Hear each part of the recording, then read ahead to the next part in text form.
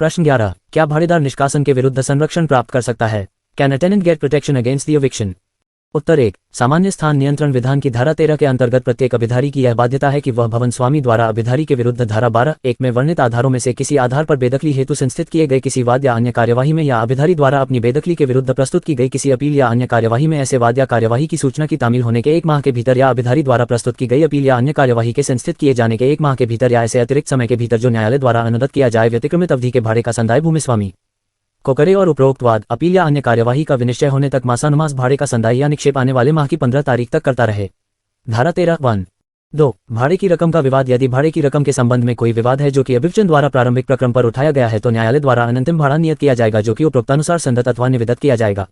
धारा 13(2)(3) भाड़ा किसे देय है। यदि यह विवाद हो कि भाड़ा किस व्यक्ति या किन व्यक्तियों को देय है तो न्यायालय किराएदार को निर्देश दे सकेगा कि वह धारा 13 की उपधारा 1 अथवा 2 में निर्दिष्ट भाड़ा न्यायालय में निक्षिप्त करे।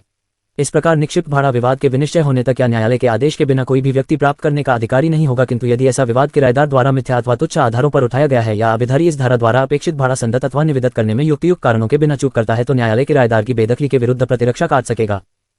4, प्रतिरक्षा काटे जाने का प्रभाव। जबकि न्यायालय द्वारा किसी किराएदार की इस धारा अर्थात धारा 13 के अधीन बेदखली के विरुद्ध प्रतिरक्षा व्यतिक्रमित अवधि का भाड़ा संदत अथवा निवेदित न करने के कारण या मिथ्या अथवा तुच्छ आधारों पर विवाद उठाने के कारण काट दी गई है तो उसके निम्नलिखित परिणाम होंगे।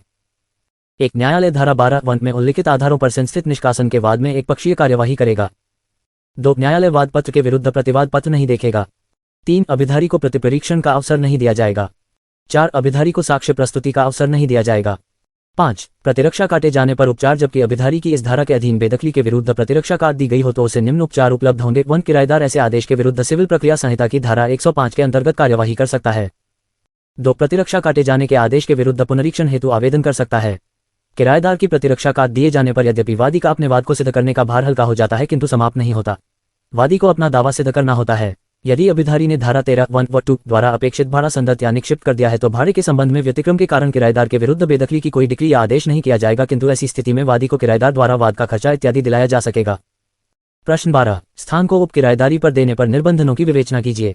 उप किराएदारी को क्या संवैधानिक संरक्षण प्राप्त है? Discuss the restrictions of subletting of an accommodation. What statutory protection is available to a subtenant? अथवा किसी स्थान को उपभाड़े पर उठाने संबंधी नियमों की व्याख्या कीजिए। Explain the rules regarding this to subtenancy. अथवा उप किराएदारी क्या है? कब एक उप किराएदार को किराएदार मान लिया जाता है? What is subtenancy? Under what conditions a subtenant would be treated as tenant? उत्तर उपभाड़ेदारी क्या है? What is subtenancy? अधिनियम में उपभाड़ेदारी शब्द को कहीं भी परिभाषित नहीं किया गया है। साधारण तौर पर उपभाड़े से तात्पर्य भाड़े के स्थान को भाड़ेदार द्वारा पुनर्तः या अंशतः स्थान के किसी भाग को किसी तीसरे व्यक्ति को प्रतिफल के लिए कब्जे को दे देना होता है। उपभाड़ेदारी के लिए 2 तत्वों का होना आवश्यक है। आ, कब्जे का अंतरण। ई, अंतरण प्रतिफल के लिए किया गया हो। किसी आवास का भाग उपयोग करने देना उपभाड़ेदारी नहीं कहलाता है। 1, सामान्य अधिनियम की धारा 14 के अनुसार कोई भी अभिधारी भूमिस्वामी की लिखित पूर्व सम्मति के बिना अपने द्वारा धारित स्थान को पुनर्तः या भागतः भाड़े पर नहीं देगा और न ही अपने अधिकारों को अंतरित या समनुदेशित ही करेगा, तथा भूमिस्वामी पर यह प्रतिबंध है कि वह ऐसी सम्मति देने के प्रतिफल स्वरूप नहीं प्रीमियम पगड़ी या अन्य कोई राशि प्राप्त करेगा और न ही उसका दावा ही करेगा। धारा 14(2) भाड़ेदारी के सृजन एवं पर्यवसान की सूचना। यदि अभिधारी द्वारा इस अधिनियम के प्रारंभ होने के पश्चात कोई स्थान भूमिस्वामी की पूर्व सम्मति से उपभाड़े पर दिया गया है तो भाड़ेदार द्वारा या उपभाड़ेदार द्वारा भाड़ेदारी के सृजन की सूचना 1 माह के भीतर भूमिस्वामी को दी जाएगी और अधिनियम के प्रारंभ के पूर्व की स्थिति में सृजन की सूचना अधिनियम प्रारंभ होने के दिनांक से 6 माह के भीतर दी जाएगी। उपभाड़ेदारी के पर्यावसान की सूचना भूमिस्वामी को भाड़ेदार द्वारा या उपभाड़ेदार द्वारा 1 मास के भीतर दी जाएगी। धारा 15(3) भूमिस्वामी द्वारा प्रतिवाद। यदि भूमिस्वामी यह प्रतिवाद करता है कि स्थान विधिपूर्वक उपभाड़े पर नहीं उठाया गया है तो सृजन की सूचना की प्राप्ति की दिनांक से 2 माह के भीतर भूमिस्वामी द्वारा या उपभाड़ेदार द्वारा भाड़ा नियंत्रक प्राधिकारी को आवेदन किया जा सकेगा तथा भाड़ा नियंत्रक प्राधिकारी ऐसे विवाद का विनिश्चय करेगा। धारा 15(4) उपभाड़ेदार का भाड़ेदार समझा जाना। धारा 16 में वर्णित 2 दशाओं में उपभाड़ेदार भाड़ेदार समझा जाएगा। जबकि भाड़ेदार के विरुद्ध धारा 12(1) में वर्णित किसी आधार पर बेदखली का आदेश किया गया हो किंतु उपभाड़ेदार के विरुद्ध नहीं किया गया है और उपभाड़ेदारी के सृजन की सूचना भूमिस्वामी को सम्यक रूप से दी जा चुकी हो तो ऐसी बेदखली के आदेश के दिनांक से उपभाड़ेदार भाड़ेदार समझा जाएगा।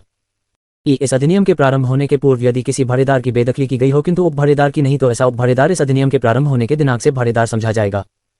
जबकि उपरोक्तानुसार कोई उपभाड़ेदार भाड़ेदार मान लिया जाता है तो उसके वे ही कर्तव्य और अधिकार होंगे जो इस अधिनियम द्वारा एक भाड़ेदार को प्रदान या उस पर अधिरोपित किए गए हैं। 5, दंड। जबकि किसी भाड़ेदार द्वारा भूमिस्वामी की लिखित पूर्व सम्मति के बिना कोई स्थान उपभाड़े पर उठाया जाता है तो भूमिस्वामी ऐसे भाड़ेदार की बेदखली धारा 12(1) के अंतर्गत करा सकता है और धारा 43 के अंतर्गत परिवाद भी कर सकता है। परिवाद के साबित होने पर भाड़ेदार 1000 रुपये तक के जुर्माने से दंडनीय होगा। प्रश्न 13, एक निष्कासित भाड़ेदार कब भवन स्वामी से पुनः आधिपत्य प्राप्त कर सकता है? When can a tenant who has been ejected may be restored possession from the landlord? उत्तर, निम्नलिखित परिस्थितियों में एक निष्कासित भाड़ेदार भवन स्वामी से पुनः कब्जा प्राप्त कर सकता है। एक निष्कासित भाड़ेदार अधिनियम की धारा 17 व 18 के अंतर्गत भूमिस्वामी से कब्जे की पुनः प्राप्ति हेतु भाड़ा नियंत्रण प्राधिकारी के समक्ष वाद कारण उत्पन्न होने के दिनांक से विहित समय के भीतर जो कि स्थान नियंत्रण नियम 1966 के नियम 4 के अंतर्गत 6 माह निर्धारित है, आवेदन प्रस्तुत कर सकता है। 1. आवेदन अवधि अधिनियम की धारा 17 के अनुसार यदि किसी भूमिस्वामी ने धारा 12 की उपधारा 1 के खंड ए और एफ के अधीन भाड़ेदार के बेदखली की डिक्री प्राप्त की है तो ऐसा भूमिस्वामी कब्जा प्राप्ति दिनांक से 2 वर्ष के भीतर या भाड़ा नियंत्रक प्राधिकारी की अनुज्ञा के बिना ऐसे स्थान को पुनः भाड़े पर नहीं देगा और भाड़ा नियंत्रक प्राधिकारी इस प्रकार की अनुज्ञा देते समय ये निर्देश दे सकेगा कि भूमिस्वामी बेदखल किए गए अभिधारी को उस स्थान का कब्जा दे।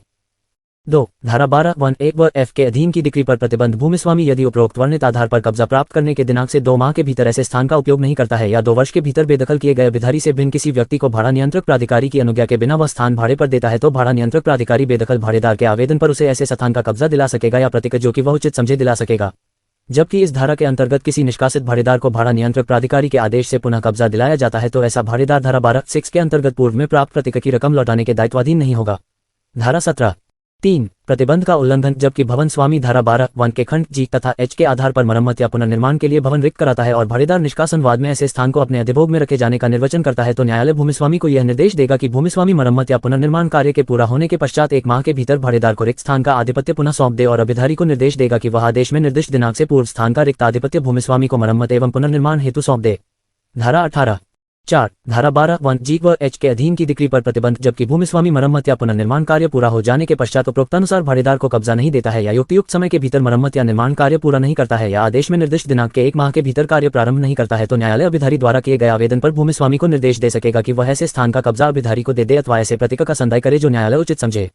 धारा 18 प्रश्न 14. विशेष वर्ग के भवन स्वामी की वास्तविकता के आधार पर किराएदार की बेदखली के विशेष उपबंधों की व्याख्या कीजिए। Discuss the special provisions of eviction of tenant on the ground of bona fide requirement of special class of landlord। अथवा भाड़ा नियंत्रण अधिकारी के समक्ष वास्तविक आवश्यकता के आधार पर किराएदार की बेदखली के विशेष उपबंध के अधीन की गई कार्यवाही में किन परिस्थितियों एवं किस प्रक्रिया द्वारा प्रतिरक्षा करने की इजाजत की जा सकती है। Under the special provisions for eviction of tenant on ground of bona fide requirement before the rent controlling authority under what circumstances and by what procedure leave to defend may be granted। अथवा वास्तविक आवश्यकता के आधार पर अभिधारी की बेदखली के लिए प्रावधानित विशेष उपबंधों की विवेचना कीजिए। Discuss the prescribed special provisions for eviction of tenant on the ground of bona fide requirement। अथवा स्थान नियंत्रण विधान में भवन स्वामी की सद्भावना में आवश्यकता के आधार पर किराएदार को निकालने हेतु वर्तमान में हुए संशोधनों की व्याख्या कीजिए। Discuss the recent amendments made under MP Accommodation Control Act regarding the eviction of tenant on the ground of bona fide requirement of landlord। उत्तर वास्तविक आवश्यकता के लिए सद्भावना के आधार पर भाड़ेदारों की बेदखली eviction of tenant on ground of bona fide requirement संशोधन अधिनियम 1983 द्वारा संशोधन कर इसमें नए अध्याय को जोड़ा गया जिसके अनुसार कुछ निश्चित प्रकार के भवन स्वामी जिन्हें धारा 23(j) में वर्णित किया है अपनी वास्तविक आवश्यकता के लिए सद्भावना के आधार पर भवन को खाली कराने हेतु भाड़ा नियंत्रण प्राधिकारी को आवेदन कर सकते हैं। उनके द्वारा वाद व्यवहार न्यायालय में नहीं किया जाएगा बल्कि भाड़ा नियंत्रण अधिकारी को प्रस्तुत किया जाएगा। कौन आवेदन कर सकता है? Who can apply. इस अध्याय के प्रयोजनों के लिए निम्नलिखित व्यक्तियों को धारा 23(j) के तहत भवन स्वामी माना गया है, अर्थात केवल यही भवन स्वामी धारा 23(a) के तहत आवेदन कर सकते हैं। ये भवन स्वामी निम्नलिखित हैं। 1. राज्य या केंद्रीय सरकार का सेवानिवृत्त कर्मचारी जिसमें रक्षा सेवाओं से निवृत्त सदस्य भी शामिल हैं, या 2. केंद्रीय या राज्य सरकार के स्वामित्व की किसी कंपनी का सेवानिवृत्त कर्मचारी, या 3. कोई विधवा या तलाकशुदा पत्नी, या 4. विकलांग व्यक्ति, या 5. किसी सरकार का ऐसा कर्मचारी जो सेवा शर्तों के तहत किसी ऐसी जगह पर पदस्थ हो जहां उसके स्वामित्व का कोई आवास हो, पदस्थ किए जाने पर शासकीय आवास का हकदार न हो। निष्कासन का वाद धारा 23 के अंतर्गत उपरोक्त वर्णित भूस्वामी निवास और निवासेतर प्रयोजन के लिए दिए गए स्थान को स्वयं की या अपने कुटुंब के किसी सदस्य के लिए या किसी ऐसे व्यक्ति के लिए जिसके की फायदे के लिए वह स्थान धारित है निवास स्थान के रूप में अधिभोग के लिए वास्तविक आवश्यकता है अथवा अपना या अपने वयस्क पुत्रों या अविवाहित पुत्रियों में से किसी का कारोबार चालू रखने या प्रारंभ करने के प्रयोजन के लिए अथवा किसी ऐसे व्यक्ति के लिए जिसके की फायदे के लिए वह स्थान धारित है निवासेतर प्रयोजन के लिए वास्तविक आवश्यकता है और उपरोक्त दोनों प्रयोजन हेतु भूस्वामी या ऐसे व्यक्ति के अधिभोग में संबंधित शहर या नगर में अपना स्वयं का युक्त रूप से उपयुक्त कोई अन्य निवासेतर स्थान नहीं है। भाड़ेदार के विरुद्ध निष्कासन हेतु आवेदन जो सिविल प्रक्रिया संहिता 1908 के आदेश 6 नियम 14 एवं 15 में उपबंधित रीति से हस्ताक्षरित एवं सत्यापित होगा मानो वह वाद पत्र हो, भाड़ा नियंत्रक प्राधिकारी के यहाँ प्रस्तुत कर सकेगा। प्रक्रिया भाड़ा नियंत्रक प्राधिकारी धारा 23 के अधीन आवेदन प्राप्त होने पर विरोधी पक्षकार को समन जारी करेगा। विरोधी पक्षकार अर्थात प्रतिवादी ऐसे वाद में कार्यवाही में प्रतिवाद तब तक नहीं करेगा जब तक कि वह शपथ पत्र द्वारा समर्थित आवेदन के माध्यम से समन तामील दिनांक से 15 दिन के भीतर प्रतिवाद करने की अनुमति प्राप्त नहीं कर लेता। भाड़ा नियंत्रक प्राधिकारी ऐसे आवेदन पर 1 माह के भीतर अनुमति देने या न देने संबंधी आदेश पारित करेगा। धारा 23 इसके पश्चात भाड़ा नियंत्रक प्राधिकारी धारा 23 के अधीन के आवेदन की सुनवाई यथासाध्य शीघ्र प्रारंभ करेगा तथा अनुमति दिनांक से 6 माह के भीतर विनिश्चित करने का प्रयास करेगा तथा कोई जांच करते समय यथासाध्य प्रांतीय लघुवाद न्यायालय अधिनियम 1887 के अधीन लघुवाद न्यायालय की पद्धति एवं प्रक्रिया का अनुसरण करेगा। यथासंभव आवेदन की सुनवाई दिन प्रतिदिन करेगा। 4. भूस्वामी के पक्ष में उपधारणा धारा 23 क जब तक कि तत्प्रतिकूल साबित न कर दिया जाए न्यायालय यह उपधारणा करेगा कि भूमिस्वामी द्वारा धारा 23 के खंड क एवं ख में बताई गई आवश्यकता वास्तविक है। 5. पुनरीक्षण इस धारा के अधीन भाड़ा नियंत्रक प्राधिकारी द्वारा दिया गया निर्णय अपील योग्य नहीं होता है किंतु धारा 23 के अंतर्गत 90 दिन के भीतर उच्च न्यायालय में पुनरीक्षण किया जा सकता है। 6. भाड़ेदार को संरक्षण अधिनियम की धारा 13 के प्रावधान धारा 23 के अधीन प्रस्तुत आवेदनों को उसी प्रकार लागू होंगे जैसे धारा 12(1) के अंतर्गत प्रस्तुत निष्कासन वाद के संबंध में लागू होते हैं। प्रश्न 15. भाड़ा जमा करने के संबंध में विधि की व्याख्या कीजिए। Explain the provisions regarding deposit of rent. अथवा यदि भवन स्वामी प्राप्त किए गए किराए की रसीद देने से इनकार करता है तो किराएदार द्वारा क्या कदम उठाए जा सकते हैं। If the landlord refuses to give receipt of the rent received what steps can be taken by the tenant. उत्तर 1. भाड़ेदार द्वारा भाड़ा अदा करना धारा 24(1) के अनुसार प्रत्येक भाड़ेदार भाड़े का संदाय संविदा द्वारा नियत किए गए समय के भीतर या ऐसी संविदा के अभाव में उस मास के जिसके लिए वह देय हो ठीक आगामी मास के 15वें दिन तक करेगा। 2. रसीद भाड़ेदार इस प्रकार संदत भाड़े की भूस्वामी या भूस्वामी द्वारा प्राधिकृत अभिकर्ता द्वारा हस्ताक्षरित रसीद तत्काल अभिप्राप्त करने का हकदार होगा। धारा 24(2). 3. रसीद न देने पर नुकसानी यदि भूस्वामी या प्राधिकृत अभिकर्ता उपधारा 2 द्वारा निर्दिष्ट रसीद देने से इनकार या उपेक्षा करता है तो अभिधारी संदाय की तारीख से 2 माह के भीतर भाड़ा नियंत्रक प्राधिकारी को इस संबंध में आवेदन कर सकेगा। भाड़ा नियंत्रक प्राधिकारी सुनवाई का युक्त अवसर देने के पश्चात भूस्वामी या उसके प्राधिकृत अभिकर्ता को संदत भाड़े के दुगने से अधिक राशि नुकसानी के रूप में तथा आवेदन के खर्चे का संदाय करने का आदेश द्वारा निर्देश दे सकेगा और अभिधारी को संदत भाड़े की बाबत एक प्रमाण पत्र भी देगा। धारा 243(1). 4. अभिधारी द्वारा भाड़े का निक्षेप धारा 25 जहां की भूस्वामी धारा 24 के अंतर्गत भाड़ेदार द्वारा निवेदित भाड़ा प्रतिगृहित नहीं करता है या उपरोक्त रसीद देने से इनकार करता है या जहां की भाड़ेदार को वास्तविक संदेह हो कि भाड़ा किस या किन व्यक्तियों को देय है जहां वह भाड़ा नियंत्रक प्राधिकारी के पास भाड़ा निक्षिप्त कर संदाय करने के दायित्व से उन्मोचित हो जाएगा। 5. भाड़ेदार एवं भूस्वामी पर जुर्माना एवं भूस्वामी को प्रतिकट धारा 25(5)(6) जहां भूस्वामी के आवेदन पर भाड़ा नियंत्रक प्राधिकारी सुनवाई का युक्त अवसर देने के पश्चात यह पाता है कि भाड़ेदार द्वारा धारा 25(1) के अधीन भाड़ा तात्विक रूप से असत्य आधारों पर निक्षिप्त किया गया था तो वह 2 माह के भाड़े के बराबर जुर्माना उद्ग्रहित कर सकेगा तथा उसमें से कोई राशि भूस्वामी को प्रतिक के रूप में संदत किए जाने का आदेश कर सकेगा।